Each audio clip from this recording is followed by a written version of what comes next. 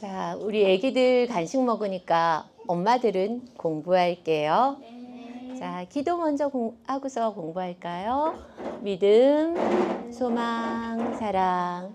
하나님이 사랑하시는 우리 아기들을 저희에게 맡겨주시니 감사합니다.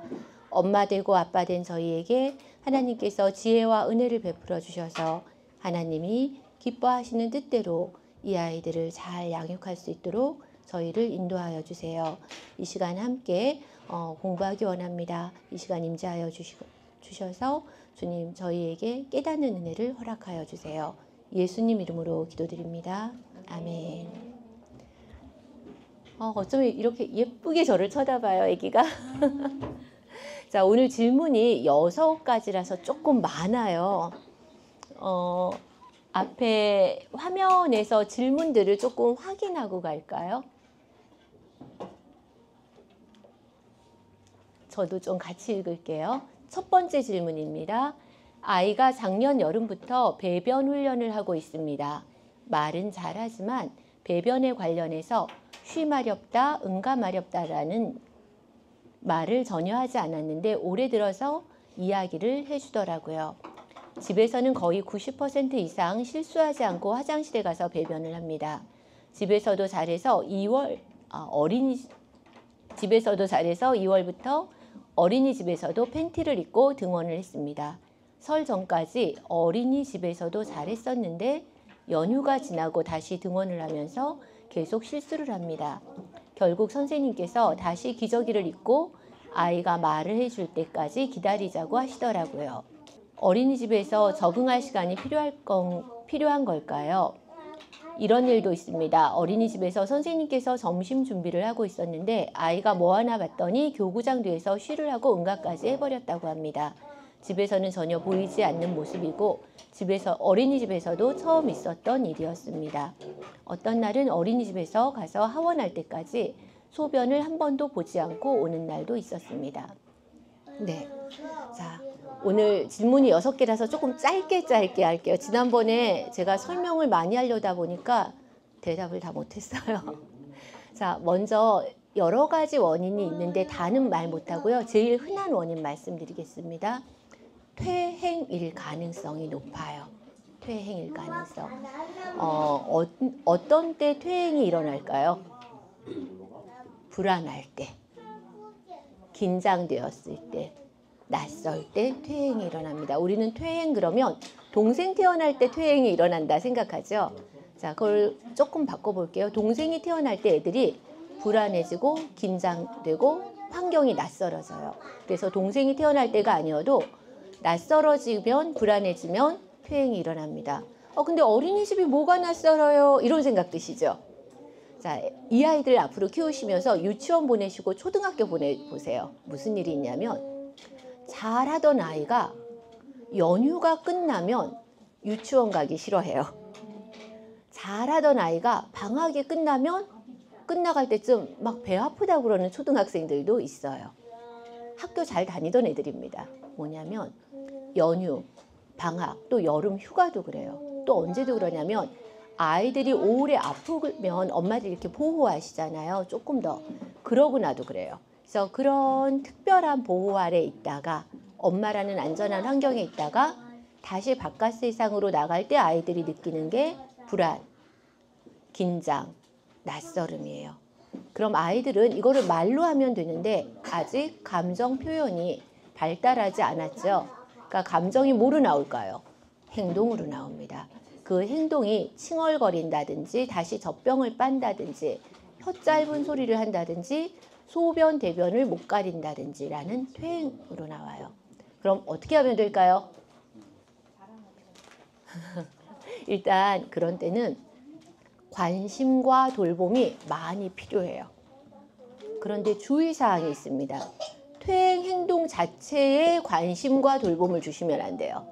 젖병을 빠는 것, 쉬를 못 가리는 것, 그런 것들은 차라리 조금 모른 척 해주시는 것이 더 도움이 되고요. 그런 퇴행 행동이 일어나지 않을 때 좀 더 많은 관심과 보살핌을 주시는 것이 도움이 됩니다. 자, 또 하나는 지금 갑자기 그 교구장 뒤에서 응가와 쉬를 했다고. 제가 여기가 잘 안 보여서 여기 있는 문제를 읽을게요. 교구장 뒤에서 했고 또 하나는 소변을 한 번도 보지 않고 오는 날이 있다고 했네요. 자, 교구장 뒤에서 하는 거를 이 앞에 거를 보실 수도 있고요. 또 하나 두 번째 거는 뭐냐면 아이들은 바람직한 행동을 해서 부모의 관심을 이끌어내는 수도 있어요. 말 잘 듣고 착하게. 근데 그렇게 할 때 부모님의 관심을 다 못 끌어내면 애들이 뭐 하는지 아세요? 나중에 중학교, 고등학교 보내보세요. 바람직한 행동으로 자기가 원하는 부모나 교사의 관심을 충분히 받지 못하면 바람직하지 않은 행동으로 관심을 이끌어내는데 일부러 그러는 건가요? 아니에요. 자기도 모르게 관심을 받고 싶은데 바람직한 거로 안 되면 바람직하지 않은 거로 집중을 받습니다. 자, 그러니까 바람직한 행동에서 좀 더 집중해 주시면 바람직하지 않은 행동으로 집중받는 게 줄어들죠. 그래서 어릴 때는 이 정도인데 중고등학교 가면 일탈행동해요.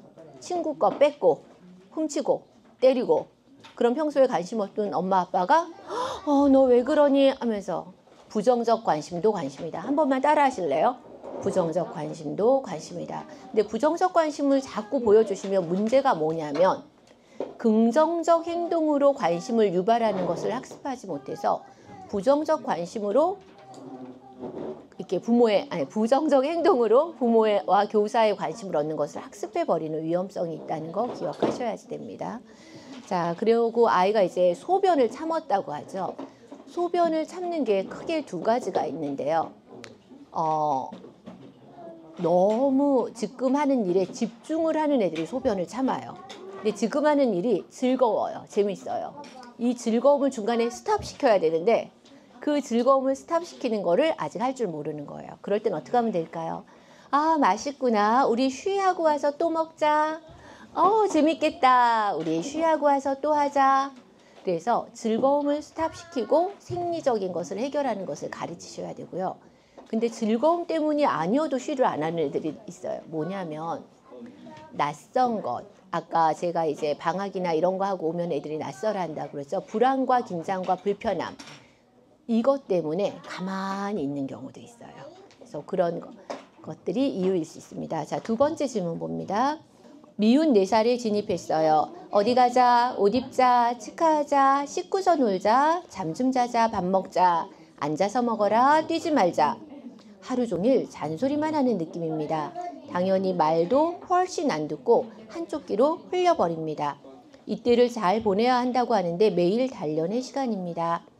아이는 하는 행동은 애교 부리고 재롱 떨고 눈치도 보고 엄마한테 사랑받는 방법도 알아서 처세술이 늘어나는 걸 보면 조그만 게 귀여운데 예쁜 만큼 엄마가 도를 닦아야 하는 것 같네요.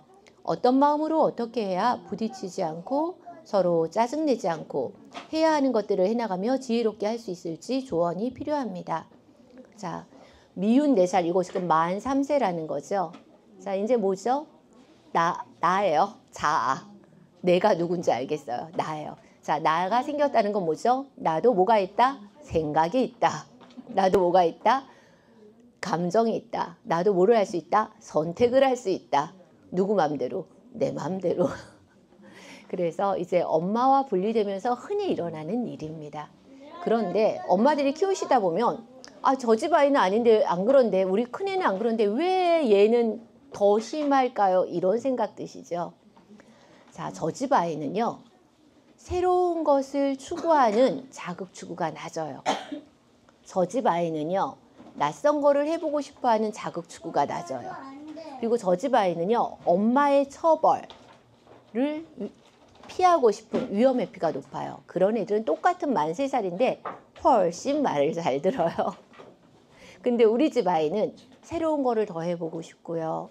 낯선 것도 또 해보고 싶고 새로운 것도 해보고 싶고 처벌이나 위험은 그닥 겁이 안 나요. 그럼 어떻게 해요?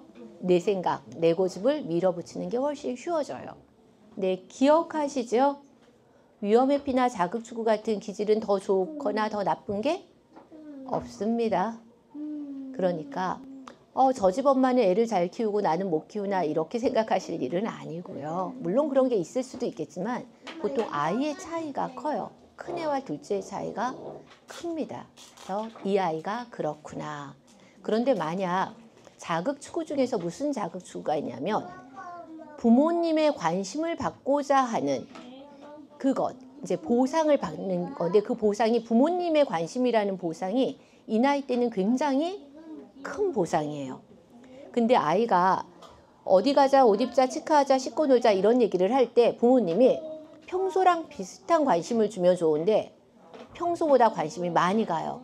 더 많이 바라고 더 많이 눈 맞추고 더 많이 쫓아다니고 더 많이 옆에 있어요. 그럼 어떡하죠? 계속 말을 안 들어주셔야지 되겠죠? 자, 그래서 본의 아니게 부모님들이 아이들이 말을 안 듣는 행동을 하는 거를 강화시킬 수 있어요. 그렇죠? 그래서 기억하실 건 부정적인 행동에 대한 관심은 줄이셔야 됩니다. 긍정적인 행동은 당연하지 뭘 이걸 갖고 그래 라고 말하시면 안 돼요. 그럴 때 관심을 높이 하시고 아이한테 나타내셔야 돼요. 그래야지 이런 행동이 조금 더 줄어들 수 있고요. 그럼에도 불구하고 자율성이 발달하는 단계에서 이런 일이 일어나는 건 이상한 게 아니에요. 이상한 게 아닙니다. 자, 3번 보겠습니다. 친구들을 만날 때 괴롭히는 친구가 있을 때 혹은 아이와 맞지 않는 것이 보이는 친구가 있을 때 부모가 개입을 해야 할지 궁금합니다. 궁금하시죠? 자, 큰 원칙 말씀드립니다.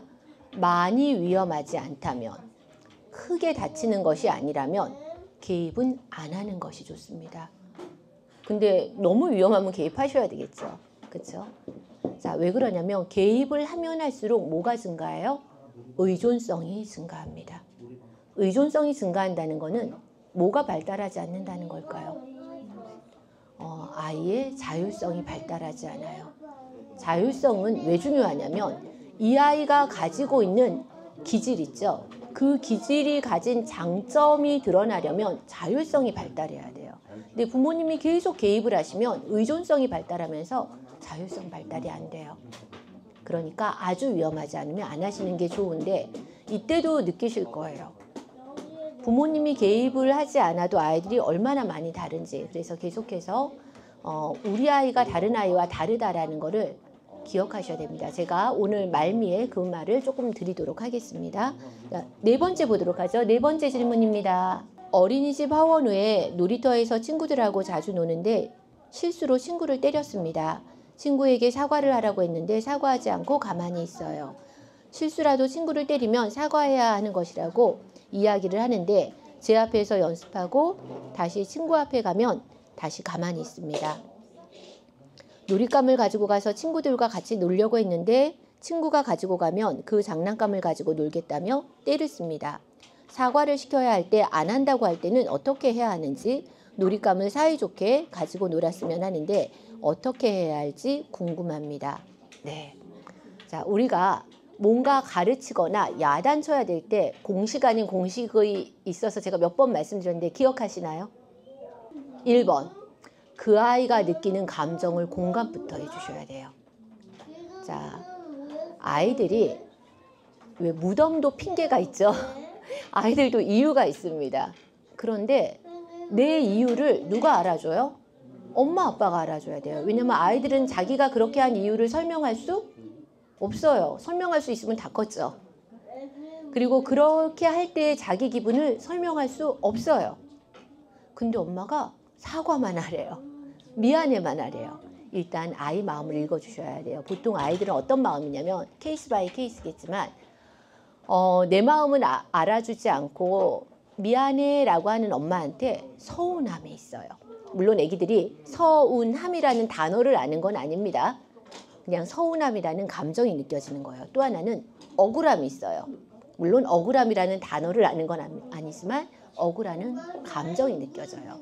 그래서 일단 아이고 그랬어. 근데 엄마가 미안해 라고 해서 속상했어. 엄마가 철수 편드는 것 같아서. 그럼 엄마 말 다 못 이해해도 좋아요. 엄마들이 생각하시는 건 애기가 다 이해해야 된다고 하는데 애들은 말의 내용을 다 이해하는 것도 있지만 엄마의 그 표정과 말투를 보면서 엄마가 내 마음을 아는구나, 내 편이구나. 이걸 일단 아이를 편안하게 해주시고 그런 다음에 뭐 하라고 그랬죠? 공감하고 두 번째는 제가 쉼표 얘기했었죠. 그 마음이 충분히 전달될 때까지 5초든 10초든 1분이든 기다리셨다가 아이가 편안해지면 우리 철수한테 미안해 하자 라고 말씀하시는 거예요. 근데 제가 말한 대로 해도 잘하는 애가 있고 못하는 애가 있어요. 자, 조금 더 어려운 아이는 뭐냐면 태생적으로 성취 욕구가 강한 애들이 있어요. 태생적으로 완벽주의가 높은 애들은 잘못했어, 미안해 말하는 게 조금 어렵습니다. 또 어떤 애들이 어렵냐면 원래 조금 내성적인 사람 있죠? 애기들도 내성적인 애들이 있어요. 내성적이고 원래 긴장감이 높은, 그러니까 원래 긴장감이 높다라는 건 위험회피가 높다는 뜻입니다. 원래 긴장감이 높은 아이들은 이 부정적인 감정을 머무르면서 전달하는 게 조금 힘들어요. 그래서 우리 큰애는 똑같이 했는데 잘하는데 우리 둘째는 똑같이 했는데 못해요. 이런 차이가 있을 수 있다는 거 기억해 주세요. 자, 5번 보도록 할까요? 5번 질문입니다.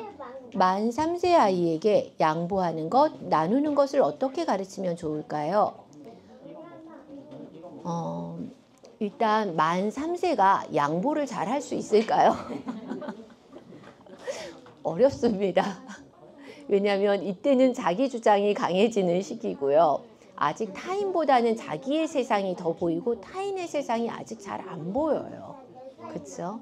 그래서 좀 우물에서 숭늉 찾으시는, 그래서 양보가 타인의 입장을 이해해서 양보한다기보다도 그냥 엄마가 그러니까 하는 거지 아직 좀 어렵다라는 거를 좀 이해해 주시기 바랍니다.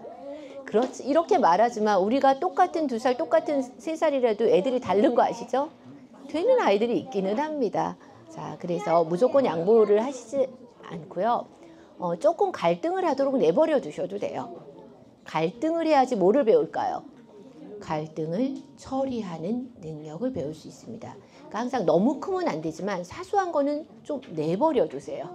조금 싸우고 조금 밀쳐도 상관없습니다. 그리고 이 아이들이 말할 수가 없어서 행동으로 하는 건데 자기가 좋아하고 예뻐하는 애들한테는 줘요, 솔직히. 근데 그 친구가 조금 마음에 안 들 수도 있잖아요. 애기도 취향이라는 게 있습니다. 만 3세는 취향이 없나요? 만 3세도 취향이 있습니다. 그래서 조금만 애기 입장을 생각해 주시기 바라고요. 우리 마지막 거 보도록 하겠습니다. 6번째 질문입니다. 이거는 조금 중요한 질문 다 중요하지만 첫 시도에 걱정이 많은 아이를 대하는 법. 내가 아이와 뭔가를 할 때 힘든데 아이의 기분을 맞추려 힘듦을 감추는 것이 맞을까요? 어느 정도 나의 기분을, 그러니까 여기서 나는 엄마이신 것 같아요. 엄마의 기분을 표현하는 게 맞을까요? 나의 힘듦을 감추는 것이 거짓인 것 같아서 엄마의 기분을 어느 정도 표현하면 엄마도 기쁠 줄 알았는데 엄마 힘들어 하면서 애기, 이거 제가 맞게 이해했는지 모르겠어요. 제가 이거를 페이퍼로 받은 거라서 엄마도 기쁠 줄 알았는데 힘드냐며 속상해합니다. 이거 애기가 엄마가 힘드냐며 속상해한다는 거 맞나요? 네, 엄마도 나처럼 같이 기뻐할 줄 알았는데 엄마 힘들어하면서 속상해합니다. 이렇게 묻는 게 맞는지 모르겠지만 적어봅니다. 자, 먼저 첫 시도에 걱정이 많은 아이들이 있어요. 누구 있죠? 태어날 때부터 원래 낯선 것, 위험한 것, 이런 것들은 시도 안 하려는 아이가 있어요. 이런 애들은 한편으로는 또 시도를 안 해서 키우기 어렵지만 한편으로 키우기 쉬운 것도 있어요. 뭐냐면 이것저것 함부로 안 해요. 그래서 다 장단점이 있습니다. 그래서 이건 좀 아이의 기질과 관련된 거거든요. 근데 이런 기질이 조금 더 강하면 위험한 짓을 안 해서 편하기는 한데요. 새로운 것에 도전을 안 하니까 너무 속상해요. 태권도장도 가자 그러면 안 가고요. 새로운 음식도 안 먹어보려 하고요. 처음 보는 친구랑은 놀려고도 안 하고요. 낯선 곳엔 들어가려고 안 하고요. 그럴 때 엄마가 이 아이의 기질임을 이해하셔서 조금 천천히 단계를 밟으셔야지 되고요. 또 하나는 아이한테 기질이 아니라 혹시 낯선 것에, 새로운 것에 대한 노출이 너무 적었던 것이 영향을 미치진 않았을까. 그러니까 엄마가 너무 내성적이거나 엄마 자체가 그런 걸 선호하지 않으면 노출 경험이 적어서 그런 경우도 있어요. 그래서 그것도 한번 생각해 보셔야 될 겁니다. 그리고 어머님이 여기 질문하신 그 다음이 뭐냐면 엄마도 힘든데 엄마도 짜증나는데 애기한테 말해도 되나요? 그 질문인 거 맞죠? 자, 우리가 성인 대 성인일 경우, 성인 대 중고등학생 자녀일 경우, 성인과 초등학생 자녀일 경우, 성인과 유아일 경우, 제가 이렇게만 말해도 아시겠죠? 어른의 감정은 어른끼리는 충분히 교환하셔도 되는데요. 청소년, 아동, 유아로 내려갈수록 조금 더 그 아이 중심이 되셔야 되는 건 어쩔 수 없어요. 감정을 말한다는 거는 내가 말할 때 상대방이 내 감정을 상대방의 마음에 이렇게 담아줘야 되는 거예요. 상대방 성인은 내 감정을 담을 수 있습니다. 근데 나이가 어릴수록 어른인 내 감정을 담는 게 어려워요. 그럼 청소년도 아동도 아닌 유아가 엄마의 감정을 얼마나 담을 수 있을까요? 그래서 이걸 그릇의 크기로 보세요. 유아라는 그릇에 담길 정도의 감정만 표현하시는 게 좋습니다. 그렇지 않으면 아기가 힘들어요. 예를 들면 아기가 막 밥을 안 먹거나 너무 떼를 써서 엄마가 너무 슬퍼하고 너무 속상해하고 너무 화를 내면 이 아이는 위축돼요. 게다가 이 아이가 머리가 좋거나 사회적 민감성까지 높아버리면 내가 나쁜 아이라는 생각이 들어요. 거기다 위험회피까지 높아버리면 엄마의 그 상태가 굉장히 불안해져요. 그래서 아이에게 담길 정도로, 그러니까 똑같은 4살이어도 아이가 쉽게 불안해지는 아이라면 조금 조심하셔야 되겠죠. 그래서 이게 답이 없어요. 우리 아이가 담을 수 있는 정도로만 표현하시고, 지금 어머님이 뭐라 그러셨냐면 내가 힘든 것을 감추는 것이 거짓인 것 같다 그랬는데, 힘든 것을 감추는 게 거짓이 아니라 아이가 담아낼 수 있을 만큼 아이에게 맞추는 것이라고 생각해 주시겠어요? 네, 제가 오늘 거에 정리하기 위해서 저희 집에 있는 사진을 하나 찍었어요. 여기에 있는 게 뭐냐면요, 오른쪽 끝에 있는 게 상추예요. 저희가 집에서 키우는. 가운데 있는 게 그 매콤한 거 뭐죠? 겨자. 그리고 저쪽 끝에 있는 게 치커리예요. 이게 같은 날 같은 시간에 동시에 심었어요. 근데 이게 수경재배거든요. 그런데 지금 오른쪽 끝에 게 상추인데 같은 날 같은 시간에 심었고, 지금 밑에가 물이에요. 같은 물 속에서 자라거든요. 그런데 오른쪽 상추는 꽤 큰데요, 가운데 거는 절반 사이즈도 안 돼요. 그리고 오른쪽 끝에 치커리는 중간 사이즈예요. 자, 심어진 날짜가 같고요, 토양 같은 물에서 자라요. 근데 너무 달라요. 이걸 뭐라고 설명하시겠어요? 씨앗이 다르다. 그러니까 씨앗이 달라요. 지금 같은 물에서 자라잖아요. 물론 엄마가 잘해주셔야 되는 것도 맞지만 같은 물에서도 애들은 다르게 자랍니다. 지금 이거 중요한 말이에요, 어머니. 같은 물에서도 애들은 다르게 자랍니다. 그런데 지금 가운데 아이가 조금 겨자가 천천히 자라고 있죠? 그럼 얘가 평균보다 늦다라고 말해도 될까요? 하버드대에 그 교수님 성함, 교육대학원 교수님인데 우리나라에도 책이 왔어요. 평균의 시대는 끝났다. 물론 이거 육아서적은 아닙니다. 인프라에 관한 이야기긴 한데 평균의 시대는 끝났다. 우리가 육아하면서 가장 어려운 얘기를 하고 오늘 마치려고 합니다. 요즘에 정보의 홍수예요. 그래서 어머님들이 전부 다 평균 발달을 알고 계세요. 말은 언제, 젖대기는 언제, 쉬는 언제, 응가는 언제. 자, 평균이 올바른 걸까요? 여러분 언제 결혼하셨어요? 몇 살에? 평균에 맞게 하셨어요? 아기 몇 살에 낳으셨어요? 평균에 맞게 아기 낳으셨나요? 여러분 수입이 딱 평균이신가요? 자, 우리가 평균에서 좀 자유로워질 필요가 있어요. 하나님의 때가 차면 하나님이 만드신 그 씨앗은 하나님의 때에 맞게 발화를 할 거고요. 하나님의 때에 맞게 싹이 나서 하나님의 때에 맞게 꽃을 피우고 하나님의 때에 맞게 열매를 맺을 거예요. 여러분이 하나님 앞에 이 아이들을 들이시면서 평균에서 자유로워지는, 진리를 알지니 진리가 너희를 자유케 하리라 말씀하셨죠. 이 아이들의 성장은 평균이 아닙니다. 이 아이들의 성장은 하나님이 주신 그 씨앗대로 갈 거예요.